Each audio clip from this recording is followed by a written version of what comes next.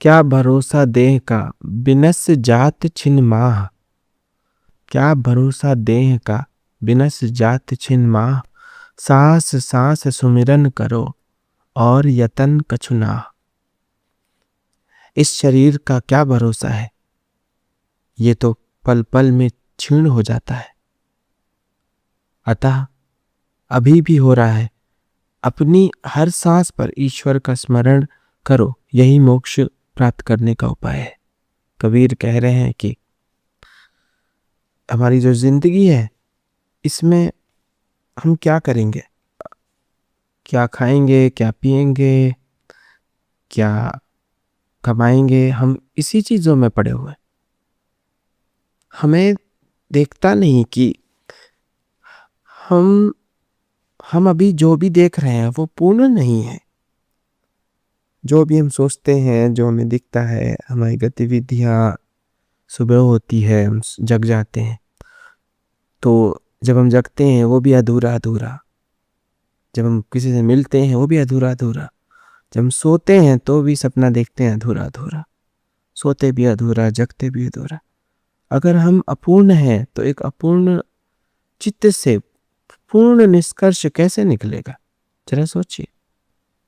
क्या आप कहीं सोच सकते हैं कि चांदी की खान से सोने की ईंटें निकले? ये तो अपने आप में ही अपवाद हो जाएगा। तो हम जो हैं, हमसे वही निकलेगा, और हम जितना है उतना ही हमसे निकलेगा। हम अगर थोड़ा कम है तो हम थोड़ा कम ही दूसरों को दे पाएंगे, और हमारे लिए भी जो हम सोचेंगे वो भी थोड़ा कम ही होगा। तो हमारी समझदारी क्या है कि हम किसी तरह अपनी पूर्णता को देख लें। जो हमारा जो एक रूप है, एक जो असली है, जो एक होश है, कि कुछ ऐसा देख लें जिससे हम संसार का जो सत्य है उसको जान सकें, ताकि हम जब उठें सुबह तो वो भी उठें पूरा पूरा, जीवन जिए तो भी पूरा पूरा, रात स्वप्न देखें तो भी पूरा पूरा होश में, रात सोएं तो पूरा पूरा, जगें तो पूरा। एक बार हमने पूर्णता की स्थिति को पा लिया, और तो हम देखेंगे कि ये समस्त ब्रह्मांड हमारी पूर्णता के सुर में अपना सुर मिला रहा है। हमारा विद्रोह नहीं कर रहा कोई हमें हमारे पैर पकड़ के पीछे नहीं खींच रहा, सिवाय हमारे खुद के। मनुष्य का दुश्मन, उसका शत्रु कोई और नहीं, वो स्वयं ही है। अगर वो मनुष्य अपना स्वयं का मित्र हो जाए तो उसको परमात्मा से मिलने से कोई नहीं रोक सकता। ऐसा मैंने जाना है, सिर्फ सुना नहीं। तो कबीर कह रहे हैं कि किसी तरह से ईश्वर को पालें, ईश्वर को हम समझ लें। प्रकृति की जो पूर्णता है, जो जीवन की पूर्णता है, ये पूर्णता ही ईश्वर है।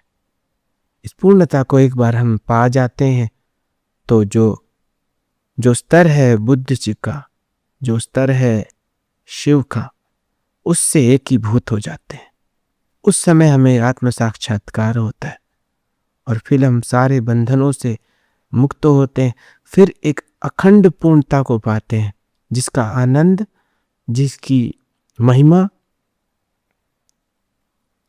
हमारे भीतर से खुद प्रज्वलित होती है, उठती है, और फिर हमारे चलते बैठते उठते आते जाते हर एक काम करते में उसका असर हमें साफ पता चलता है।